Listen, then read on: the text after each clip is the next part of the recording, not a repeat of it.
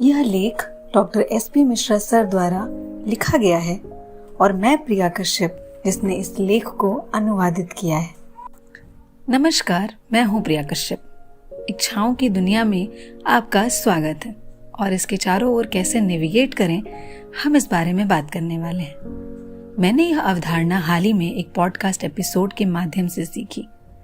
Luke Burgis podcast the seen and the unseen में अमित वर्मा से बात करते हुए नजर आए। शब्द अनुकरणीय इच्छा एक फ्रांसीसी इतिहासकार, साहित्यिक, आलोचक और सामाजिक विज्ञान के दार्शनिक रेने गिरार्ड द्वारा यह गढ़ा गया था। गिरार्ड के अनुसार नकल की इच्छा किसी ऐसे वस्तु या अनुभव को प्राप्त करने की इच्छा है जो स्वाभाविक रूप से वांछनीय नहीं है, लेकिन वांछनीय हो जाती है क्योंकि कोई और उसे चाहता है।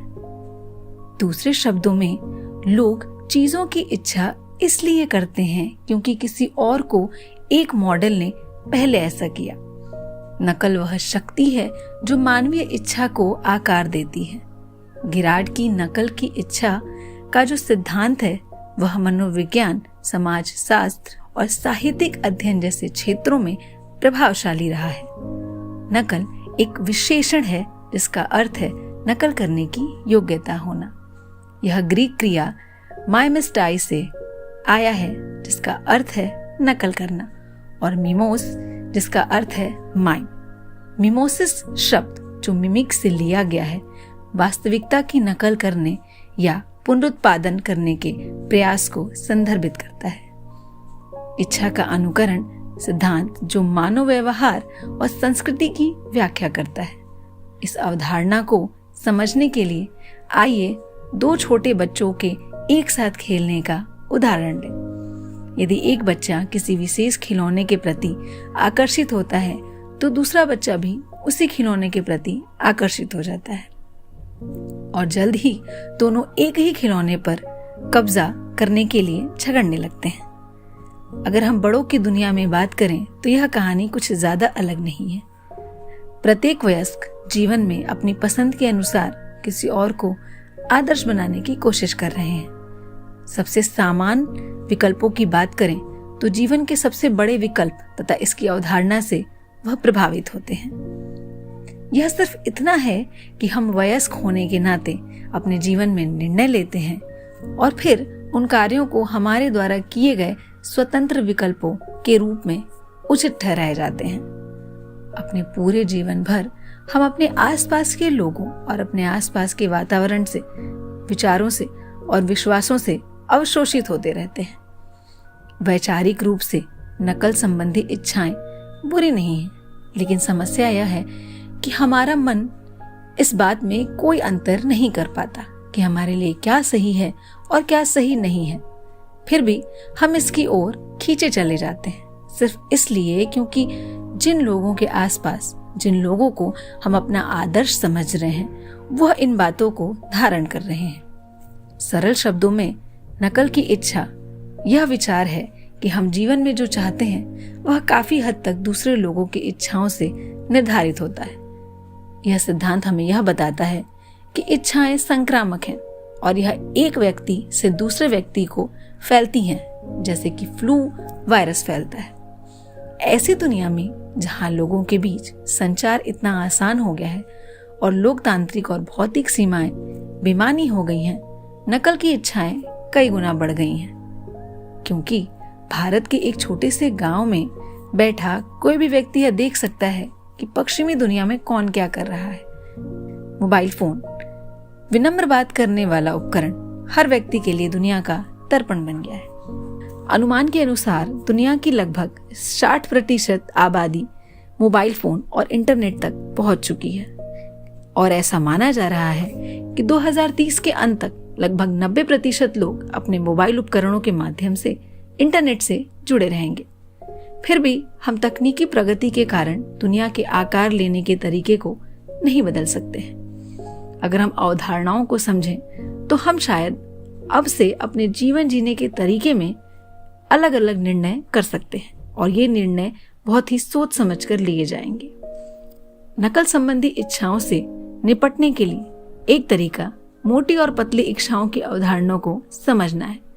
इस अवधारणा को लेखक ल्यूक बर्गिस ने अपने पुस्तक wanting the power of mimetic desire in everyday life में समझाया था। ल्यूक बर्गिस एक उद्यमी, प्रोफेसर और लेखक हैं, जिन्होंने नकल की इच्छा की अवधारणा पर विस्तार से लिखा है। अपने सबस्टैक एंटीमिमोटिक में वह माइमेसिस के विचार और इसके नकारात्मक रिजल्ट्स का विरोध करने के तरीके की पड़ताल करते हैं। बर्गिस मोटी इच्छाओं की अवधारणा की व्याख्या करते हैं, जिसे वह ऐसी इच्छाएं जो गहरी और सही हैं और लंबे समय तक चल सकती हैं, इसके रूप में उन्हें बताते हैं। वह मोटी इच्छाओं की तुलना पतली इच्छाओं से करते हैं, जो कि थोड़ी देर के लिए होती हैं और सतही होती हैं। बर्गिस का मानना है कि मोटी इच्छाएं विकसित करने के लिए व्यक्ति को नकल विरोधी जीवन जीने में मदद मिल सकती है। मोटी इच्छाओं का अभ्यास कैसे किया जाए, इस पर ध्यान आकर्षित करना चाहूंगी, जो बड़ी चट्टानें और छोटी चट्टानों के विचार का उपयोग करके अवधारणा को समझाते हैं। मैं आप सभी को एक लिंक शेयर कर रही हूं, इस लिंक को जरूर देखिएगा। यह एक 11 मिनट का वीडियो है और मेरे सभी रीडर्स को इसे जरूर देखना चाहिए। सरल शब्दों में, मोटी इच्छाएं वो हैं जो आपकी शक्ति, आपके व्यक्तित्व और आपके पारिवारिक मूल्यों के आधार पर एक व्यक्ति के रूप में आपके साथ जुड़ी होती हैं। यदि इन इच्छाओं को विकसित किया जाए और उन पर निरंतर काम किया जाए, तो एक व्यक्ति के रूप में आपकी क्षमता के अनुरूप पूर्ण जीवन प्राप्त होगा। इसके विपरीत पतली इच्छाएं तवे पर चमकने वाली चीजों की तरह दिखती हैं। अभी जिएं और अगले क्षण में चली जाएं। एक दिन में एक सामान्य इंसान लगभग 65,000 विचार अपने दिमाग में सोचता है और इन 65,000 विचारों को हम पतली इच्छाएं कहते हैं। नकल विरोधी इच्छाओं का जीवन जीने के लिए सचेत प्रयास करें। यह व्यवहारिक चीजें हैं जो आप इच्छा के साथ अपने रिश्ते को बदलने के लिए कर सकते हैं, ताकि यह आपके जीवन में विनाशकारी शक्ति के बजाय जीवन देने वाली शक्ति बन जाए। अपने आदर्शों के बारे में सचेत होकर सोचें। क्या वे आपके जीवन में अच्छी चीजें जोड़ रहे हैं, या क्या वो आपके दिमाग में आपकी सोचने की क्षमता को और बढ़ा रहे हैं, जो इस समय केवल चमकदार वस्तुएं हैं और जल्दी ही खत्म हो जाएंगी। अपनी सुविधा या क्षेत्र की बात करें तो उससे बाहर निकलें। यह कहना आसान है, लेकिन करना आसान नहीं है। फिर भी किसी को अपनी क्षितिज का विस्तार करने और मोटी इच्छाओं का एक नया अनुकरण क्षेत्र बनाने के लिए अपने असुविधाओं से गुजरना पड़ेगा। जीवन में मूल्यों का एक तरीका बनाएं। हमारे जीवन में हम पर लगातार विकल्पों की बौछार होती रहती है, जो हमें हमारी मोटी इच्छाओं से दूर, बहुत ही दूर, गलत दिशा में लेकर जा सकती है। यदि हमने जीवन में मूल्यों को एक सही तरीके से व्यवस्थित किया, तो हमारे लिए एक बार सही चीज चुनना आसान जरूर हो सकता है। जीवन में शुरू से अच्छी आदतें अपनाना, अच्छी आदतें जैसे कि एक्सरसाइज करना, मेडिटेशन करना, शारीरिक किताबें पढ़ना, यात्रा करना, किसी सामाजिक कार्य में शामिल होना, ये गतिविधियां हमें हर दिन कम से कम कुछ समय के लिए बहुत सारे जहरीले सोशल मीडिया एप्लीकेशन से दूर रखेंगी, या नियमित रूप से, और हमें अपनी पतली नकल संबंधी इच्छाओं से प्रभावित न होने में स्थिति में मदद करेंगे। आज आप जो कार्य अच्छी आदतें बनाने के लिए करते हैं, उससे आपके लिए भविष्य में कुछ नया पाना आसान हो सकता है। इस साल जनवरी से मैंने खुद को दैनिक योग कक्षा में नामांकित किया है, जो हर दिन एक निश्चित समय पर ऑनलाइन आयोजित की जाती है। इसके लिए मैं हर दिन योग करने में सक्षम हो गई हूँ और लगभग 1 साल की तुलना में मेरा शारीरिक और मानसिक दोनों तरीके से विकास हुआ है। इस तरह लगभग 2 साल पहले स्वस्थ शाकाहारी भोजन के प्रति जागरूकता ज्ञान के लिए नियमित योग का संयोजन मेरे शरीर और मेरे दिमाग दोनों पर पॉजिटिव इफेक्ट डालता है। अपनी सफलता और ज्ञान साझा करते रहें। इस लेख को लिखने का उद्देश्य इस अवधारणा के बारे में पिछले कुछ दिनों में जो भी मैंने सीखा, सिर्फ उसे आपके साथ साझा करना है। मैंने सोचा कि ये उन लोगों के लिए बहुत शक्तिशाली है जो सीखना चाहते हैं और जो जीवन में इन्हें अपनाना चाहते हैं। यदि मेरा लेख किसी के जीवन में एक भी पॉजिटिव बदलाव ला सके तो मुझे बहुत खुशी होगी। ध्यान का अभ्यास करें, यानी कि मेडिटेशन करें।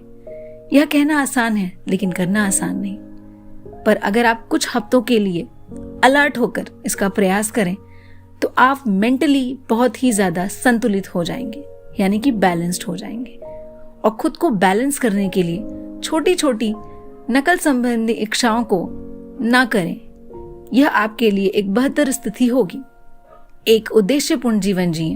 भगवान आपको इस दुनिया में एक उद्देश्य के साथ लाए हैं और वह उद्देश्य आपके जीवन का सबसे बड़ा लक्ष्य होना चाहिए। जीवन में कम से कम 1 या 2 सबसे बड़े लक्ष्य होने चाहिए।